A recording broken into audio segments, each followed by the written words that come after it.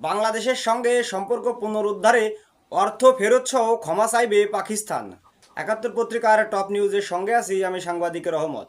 বাংলাদেশের সঙ্গে পাকিস্তানের পররাষ্ট্র সচিব পর্যায়ে বৈঠকে দুই দেশের মধ্যকার দ্বিপাক্ষিক সম্পর্ক পুনরুজ্জীবিত করার যৌথ অঙ্গীকার প্রতিফলিত হয়েছে বলে জানিয়েছে পাকিস্তান।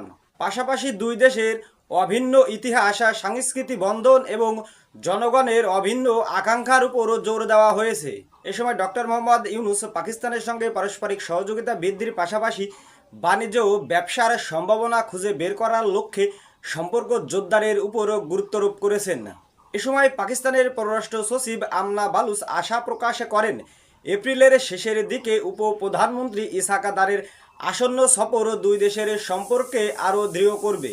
এদিকে বাংলাদেশের গ্রামগঞ্জে বাজার ঘাটে বাংলাদেশ পাকিস্তান সম্পর্ক পুনরুদ্ধার নিয়ে আলোচনার শীর্ষে রয়েছে।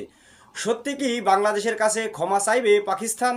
১৯৪৭ সালে ভারত ভাগের সময় আজকের বাংলাদেশের ভাগের অর্থ সম্পদ পাকিস্তানের কাছে ছিল। সেই নগদ অর্থ সম্পদ ও অস্ত্রের ভাগ চাই বাংলাদেশ। ভারতের ষড়যন্ত্রে ১৯৭১ সালে পাকিস্তান বাংলাদেশের রক্তক্ষয়ী যুদ্ধে বাংলাদেশের লক্ষ লক্ষ মানুষের তাজা রক্ত জীবনের বিনিময়ে অর্জিত স্বাধীনতা। সবাইকে ধন্যবাদ জানিয়ে শেষ করছি। আল্লাহ হাফেজ।